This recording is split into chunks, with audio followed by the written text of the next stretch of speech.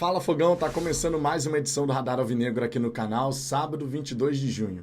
Daqui a pouco, às 16 horas, o Botafogo vai a campo pela 11ª rodada do Campeonato Brasileiro para encarar a equipe do Criciúma, em busca de um resultado positivo até para compensar os 2 pontos que a gente deixou pelo caminho após empate com o Atlético Paranaense no Newton Santos. Para esse confronto de hoje, Arthur Jorge pode modificar a equipe, isso por conta do desgaste físico que alguns atletas estão apresentando. O Luiz Henrique, por exemplo, segundo o GE, teve um pequeno edema na panturrilha. Não foi constatada a lesão, ele até viajou com a delegação, mas até por conta desse motivo ele pode ser poupado, começar no banco de reservas. A gente vai falar já sobre a provável escalação do Botafogo e também sobre os jogos dessa rodada. O Palmeiras, por exemplo, tem um confronto contra o Juventude, provavelmente vai sair vitorioso. O Flamengo tem o Fla-Flu, Fluminense na lanterna, Flamengo acaba sendo favorito mesmo que seja um clássico. Essa história de que nunca existe favorito em clássico não é bem assim, vamos combinar. Só que antes da gente trocar uma ideia sobre tudo isso, Fogão, te convido por gentileza a deixar o seu like, se inscrever aqui no canal. Estamos buscando os 49 mil inscritos e já os 48.200 estarão aí. Com a ajuda de vocês, chegaremos lá com toda certeza. Sempre destacando a programação do dia, além desse Radar Alvinegro, teremos também o pós-jogo mais Madru Fogão. Vai ser uma coisa junta e misturada ali. A gente vai falar bastante sobre essa partida que vai acontecer às 4 da tarde.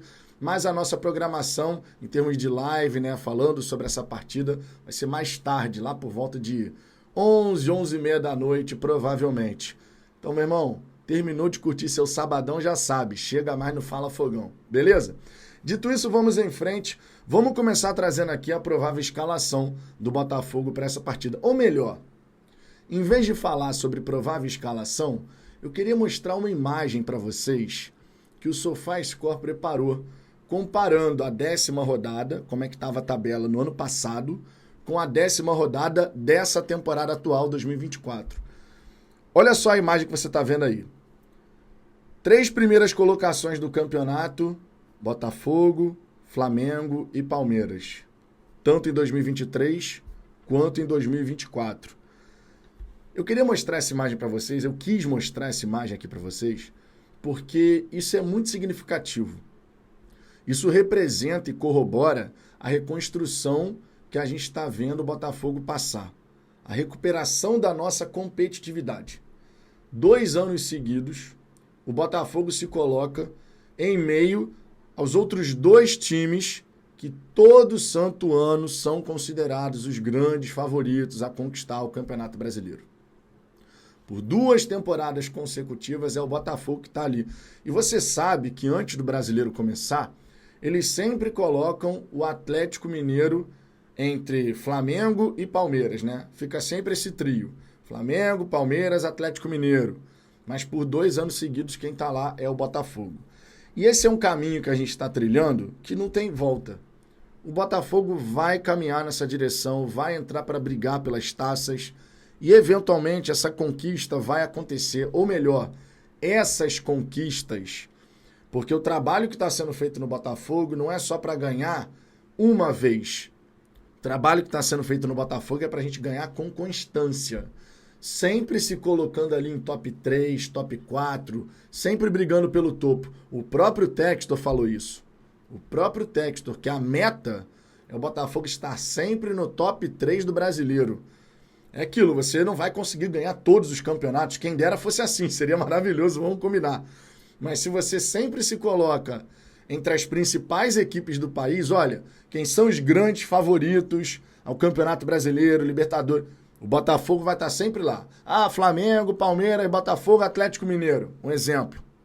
O Botafogo tem que estar sempre lá. Esse é o trabalho que a gente está realizando. E eu fiz questão de mostrar essa imagem porque, por mais que a gente ainda não tenha chegado à nossa conquista, a gente não pode perder de vista tudo que já aconteceu, tudo que já foi feito para o Botafogo se colocar nesse lugar de disputa. Eu sei que quando a gente não ganha o jogo, quando a gente perde e tal, a galera fica revoltada, chateada. Eu entendo, porque a gente quer ganhar todos os jogos. Mas a gente não pode perder de vista isso, definitivamente. Entre os principais times do país, o Botafogo está lá. E as conquistas, elas vão chegar, pode ter certeza disso, Fogão. Agora, falando sobre o confronto de logo mais, aí sim, vamos trazer aqui a provável escalação de uma equipe modificada. E tem uma questão aqui que eu queria até trocar uma ideia com você depois de falar sobre essa provável escalação. Segundo o GE, o Botafogo pode ir a campo com John, Damian ou Matheus Ponte. Faz até sentido essa situação aqui de dúvida, porque o Damian vem jogando todas e o Damian já está com minutagem acumulada desde o segundo semestre do ano passado, quando ele estava jogando La Liga, lá na Espanha, né? Então, assim, eu já falei aqui algumas vezes sobre essa minha preocupação em relação à minutagem acumulada do Damian, porque já é um atleta de 36 anos de idade. Então, se o Matheus Ponte jogar, espero que ele possa realmente fazer uma boa partida. É uma baita oportunidade, se surgir. Na zaga você pode ter o Alter, mas existe a dúvida se o Bastos vai a campo.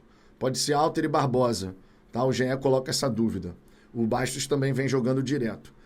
Cuiabano ou Marçal? Esse ponto aqui me chamou bastante a atenção e já já eu vou falar o porquê. Marlon Freitas, Danilo ou Gregory? Eu iria com Gregory. Tietê e Oscar Romero ou Luiz Henrique, mas como ele teve esse edema na panturrilha, imagino que ele fique como alternativa e só entre no caso da mais alta necessidade. Se o Botafogo estiver vencendo, por exemplo, duvido muito. Júnior Santos e Tiquinho Soares, ou então Eduardo e Tiquinho Soares, porque o Júnior também vem jogando todas. Fisicamente todo mundo sabe que o Júnior ele é privilegiado.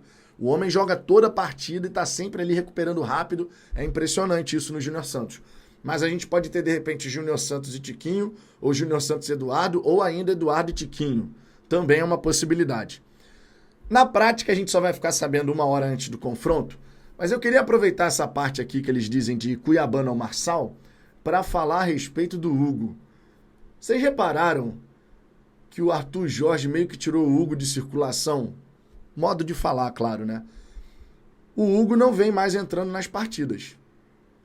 Não me surpreenderia se nessa janela do meio do ano, eventualmente, o Botafogo negociasse o Hugo. Contando talvez com o Marçal estando disponível, claro, ou ainda indo ao mercado para trazer um outro jogador ali para a posição. Porque, de repente, o Hugo que vinha jogando direto sequer é cogitado para entrar. A gente já falou pra caramba do Hugo aqui no canal, defensivamente, aquilo tudo. Mas me chamou a atenção isso, eu queria compartilhar esse pensamento que me passou à mente aí. Se de repente o Hugo pode vir a ser negociado nessa segunda janela por conta disso, né? O Cuiabano vem jogando e vem jogando bem, é bom que se diga. E o Marçal agora tá recuperado, então até faz sentido o Arthur Jorge querer dar minutos ao Marçal. Tomara, inclusive, que o Marçal volte e não se machuque. O Marçal, em plena forma, ele tem muita capacidade de contribuir. E é muito mais jogador do que o Hugo, não tem nem dúvida em relação a isso. O que você acha, Fogão? Esse sumiço, digamos assim, do Hugo ali do 11 inicial, pode ter alguma coisa a ver com Arthur Jorge, de repente, pensando que o atleta pode ser negociado nessa segunda janela, nesse meio do ano? Deixe seu comentário aqui embaixo e também comenta aí, se esse for o 11 inicial, o que você pensa? Eu acredito que o Botafogo tem totais condições de vencer o Criciúma, mesmo entrando com uma equipe alternativa. Somos mais time, somos mais elenco, mas tem que provar isso na prática. E é bom conseguir, porque dessa maneira, o empate com o Atlético Paranaense, a gente já recupera os pontos deixados para trás na sequência. O que é muito importante, porque lembrando, a margem de erro nesse Campeonato Brasileiro está baixíssima. A gente precisa seguir nessa pegada, sempre pontuando, buscando 3 pontos para poder realmente ficar ali no topo da tabela. Vai ter conteúdo mais tarde, conforme eu disse, pós-jogo, Madru Fogão, então fica ligado na nossa programação. Deixa o seu like, inscreva-se, porque isso faz uma baita diferença. Fechou? Um grande abraço e até logo mais. Fogo!